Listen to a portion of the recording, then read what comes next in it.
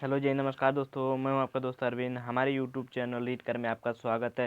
जैसा कि दोस्तों आज हम UP DElEd BTC first semester बाल विकास राजन सीरीज से करेंगे, जिसमें इसके पहले हम 3 वीडियो बना चुके हैं। 2 वीडियो बहुविकल्पीय क्वेश्चन की है पार्ट 1 पार्ट 2 करके, एक वीडियो है अति लघु उत्तरीय पार्ट 1 करके है। ये अति लघु उत्तरीय का पार्ट 2 वीडियो है, जिसमें हम 171 से लेके जितना बचा हुआ अति लघु उत्तरीय राजन सीरीज से है पूरा डिस्कस करेंगे। दोस्तों वीडियो अच्छा लगा तो चैनल को जरूर सब्सक्राइब करें, वीडियो को लाइक करें, शेयर करें। चलिए दोस्तों वीडियो शुरू करते हैं। हम लोग देखते हैं हम लोगों को राजन सीरीज से 71वां क्वेश्चन क्या है। तो हम लोगों से क्वेश्चन पूछा जा सकता है, बाल विकास के अंतर्गत बाल्यावस्था की अवधि कौन सी मानी जाती है। अवस्था 3 है, किशोरावस्था, बाल्यावस्था, शैशवावस्था। शैशवावस्था 0 से 5 वर्ष तक मानी जाती है, बाल्यावस्था 6 से 12 वर्ष तक मानी जाती है, किशोरावस्था 12 वर्ष से 18 वर्ष तक मानी जाती है। दोस्तों आप लोग याद रखिए। अगला क्वेश्चन पूछा जा सकता है, जिन पियाजे ने बालक के संज्ञानात्मक विकास के किन 2 प्रविधियों का वर्णन किया। संवेदी पेशी अवस्था और पूर्व संक्रियात्मक अवस्था।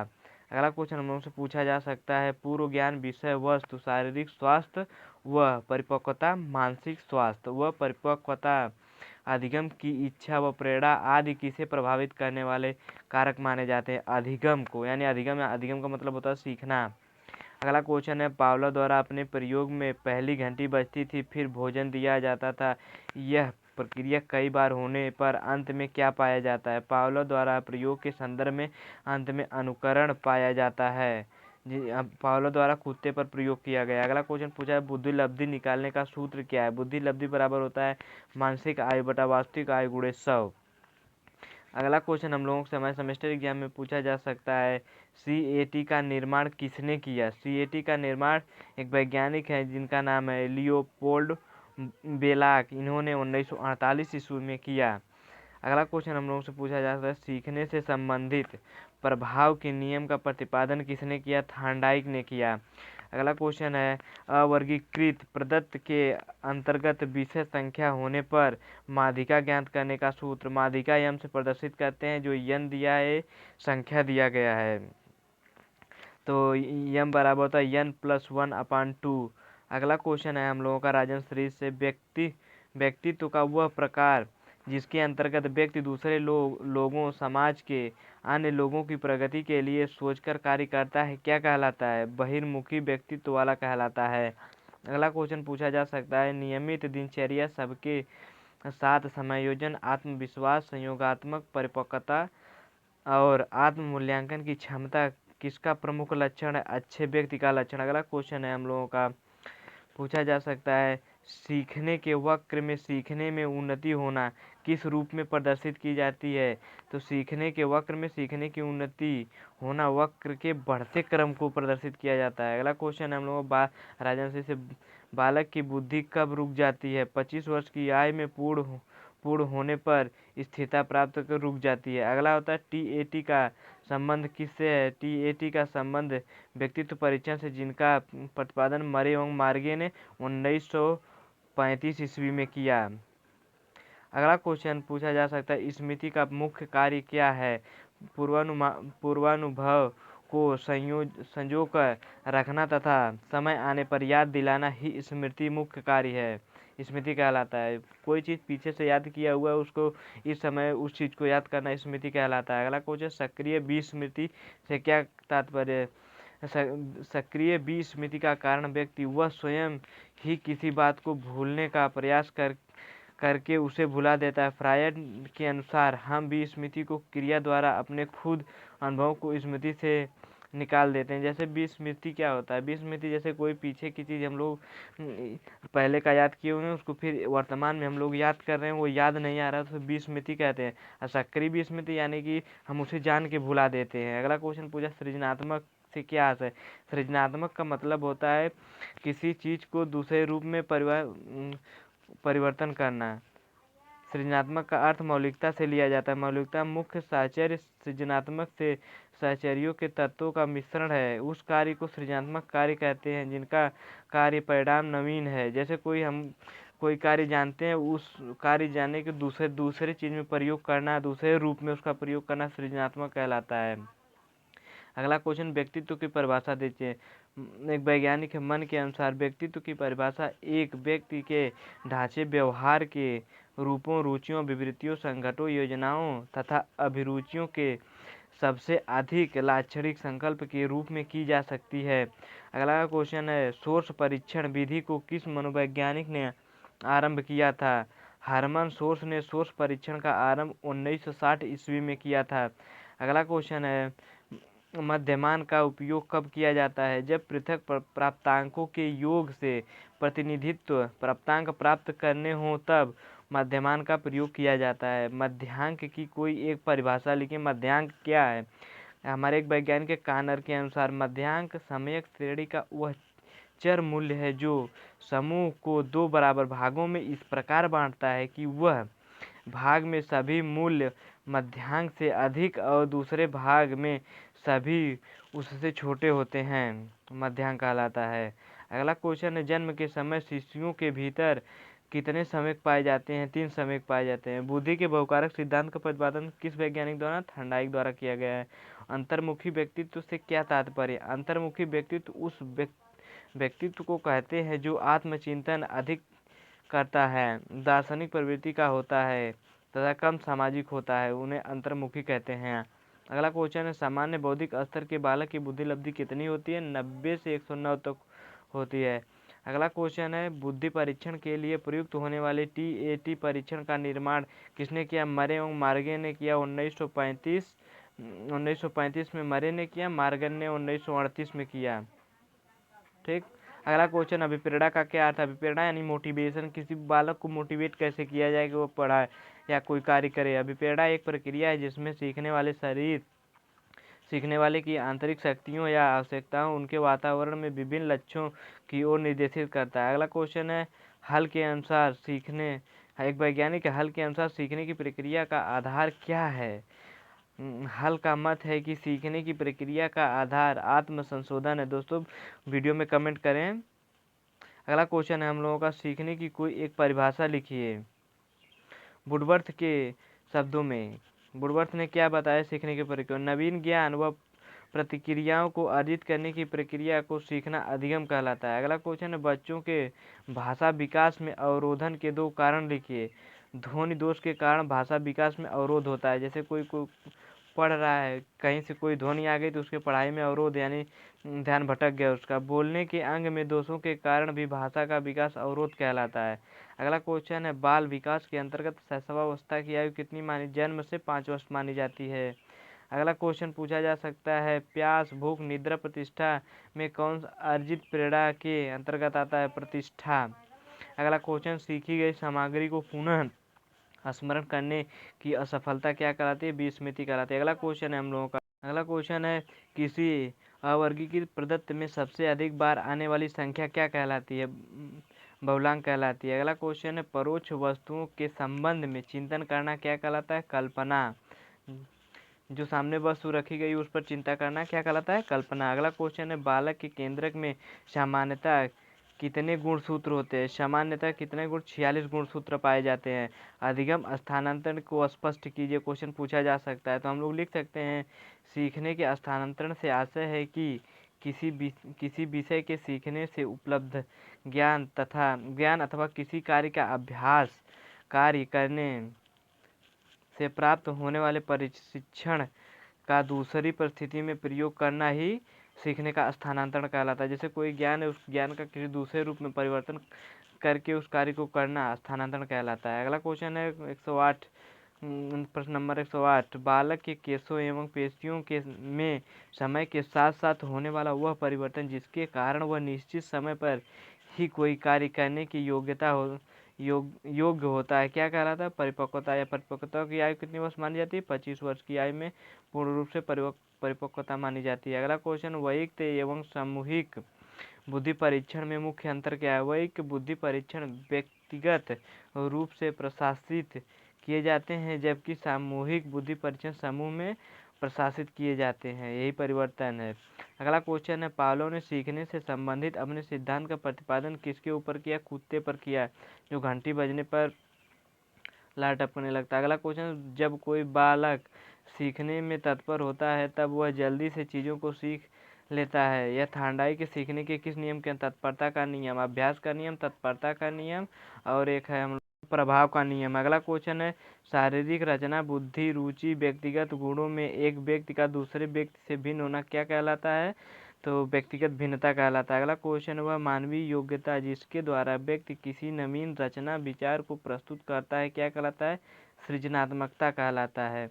अगला क्वेश्चन हम लोगों का पूछा जा सकता है बालक के विकास में जो परिवर्तन होता है उसका संबंध शरीर और मन दोनों से होता है, स्पष्ट कीजिए। तो हम लोग लिख सकते हैं बालक के विकास का प्रभाव न केवल उसके शरीर में होने वाले परिवर्तन पर पड़ता है बल्कि उसके हार्मोनों में परिवर्तन आता है जिसका प्रभाव उसके मन पर भी पड़ता है। इससे न केवल वह शारीरिक रूप से परिवर्तित करता है विकसित होता है बल्कि मन मानसिक रूप में परिवर्तन होता है। अगला क्वेश्चन हम लोगों से पूछा जा सकता है बाल विकास के सिद्धांत का शैक्षिक महत्व बताइए। 2019 में पूछा गया क्वेश्चन है, तो हम लोग इसमें लिख सकते हैं जैसे बाल विकास के सिद्धांत हमें यह बताते हैं कि विभिन्न अवस्थाओं में बालक का विकास एक समान नहीं होता है, अलग अलग तरीके से होता है। अवस्था सिद्धांत बालक के विकास को विभिन्न अवस्थाओं में बांटकर उसके विकास की व्याख्या करते हैं, जबकि प्रक्रिया सिद्धांत यह बताते हैं कि बालक के विकास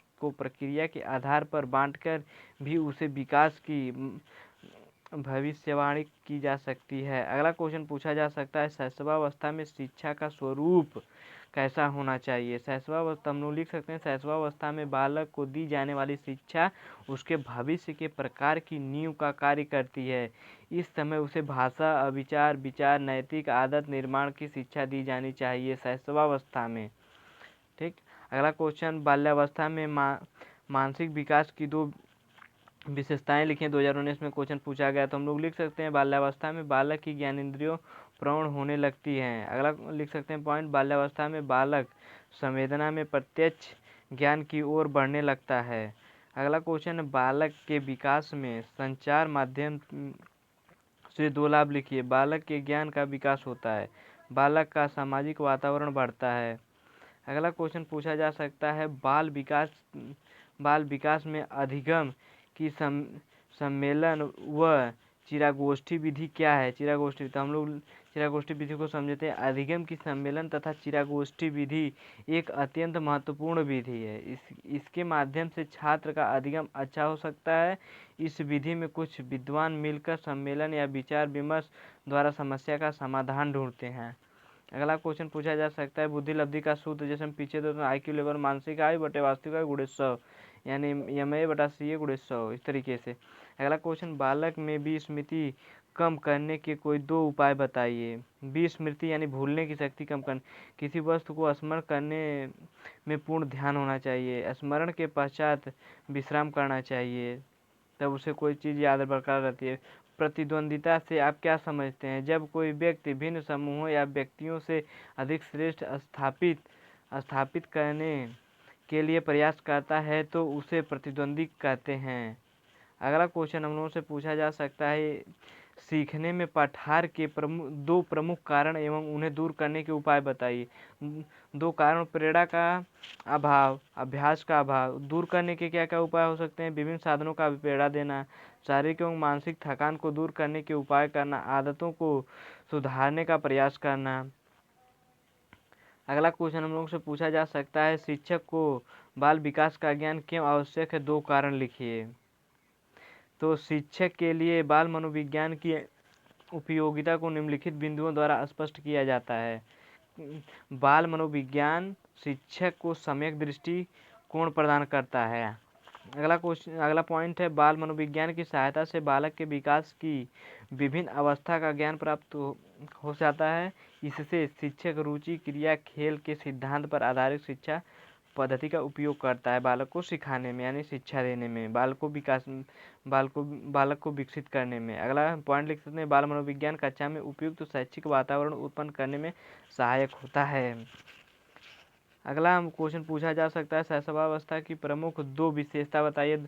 2022 में क्वेश्चन पूछा गया है। सर्वांगीण विकास की दृष्टिकोण से शैशवावस्था की प्रमुख विशेषता निम्नलिखित है। शारीरिक और अपरिपक्वता। शैशवावस्था पूछा गया है तो हम लोग लिख सकते हैं बालक के जीवन के प्रथम 3 वर्षों में शारीरिक विकास तीव्र गति से होता है, लंबाई तथा भार में वृद्धि होती है। शरीर के अन्य अंगों व मांसपेशियों का भी विकास तीव्र गति से होता है। अपरिपक्वता, इस अवस्था में शिशु शारीरिक तथा बौद्धिक रूप से अपरिपक्व होता है। स्वाभाविक रूप से वह धीरे धीरे पालन पोषण द्वारा परिपक्व होता है। अवस्था 3 होती है, शैशवावस्था, किशोरावस्था, शैशवावस्था, बाल्यावस्था, किशोरावस्था। अगला क्वेश्चन पूछे किशोरावस्था का क्या तात्पर्य है। ब्लेयर जेम्स सिम्पसन, इन वैज्ञानिक द्वारा किशोरावस्था प्रत्येक व्यक्ति के जीवन का वह काल है जो बाल्यावस्था के अंत में प्रारंभ होता है तथा प्रौढ़ावस्था के प्रारंभ में समाप्त होता है। अगला क्वेश्चन पूछा जा सकता है समायोजन क्या है। तो गेट्स व अन्य वैज्ञानिकों के अनुसार समायोजन निरंतर चलने वाली वह प्रक्रिया है जिसके द्वारा व्यक्ति अपने और वातावरण के बीच संतुलन संबंध रखने के लिए अपने व्यवहार में परिवर्तन करता रहता है। अगला क्वेश्चन पूछा जाए सामाजिक विकास क्या है। सामाजिक विकास का तात्पर्य विकास की उस प्रक्रिया से है जिसके द्वारा व्यक्ति सामाजिक वातावरण के साथ समायोजन करता है, सामाजिक नियमों के अनुरूप अपनी इच्छाओं एवं आवश्यकताओं पर नियंत्रण करता है, दूसरों के प्रति अपने कर्तव्यों का अनुभव करता है तथा लोगों के प्रति अच्छे सामाजिक संबंध स्थापित करता है। अगला क्वेश्चन पूछा जा सकता है आवाज़ में भारीपन किस अवस्था में आता है। आवाज़ भारीपन किशोरावस्था में आता है, जब बालक बढ़ता है। तो अगला क्वेश्चन पूछा जा सकता है हम लोग कल्पना से आप क्या समझते हैं। तो हम लोग कल्पना मनुष्य के नवीन आविष्कार, साहित्य, सृजन, नवनिर्माण आदि की देन है। कल्पना एक मानसिक प्रक्रिया है जिसमें गत अनुभवों को या उन वस्तुओं को जो सामने उपस्थित नहीं होता है उसे नवीन रूप से संगठित करके या सजाकर पुनः स्मरण किया जाता है। कल्पना में स्मृति का भी प्रभाव परिलक्षित होता है। कल्पना संवेदन, प्रत्यक्षीकरण एवं स्मृति पर आधारित होते हुए एक स्वतंत्र क्रिया करते हैं कल्पना। ठीक। अगला क्वेश्चन रुचि के भेद कितने क्वेश्चन पूछा जा सकता है। जन्मजात भेद है, अर्जित भेद है। अगला क्वेश्चन पूछा जा सकता है अमूर्त बुद्धि से आप क्या समझते हैं। तो हम लोग लिख सकते हैं अमूर्त बुद्धि से ज्ञानोपार्जन के प्रति रुचि, रुझान, पढ़ने लिखने से संबंधित पुस्तकीय ज्ञान प्राप्त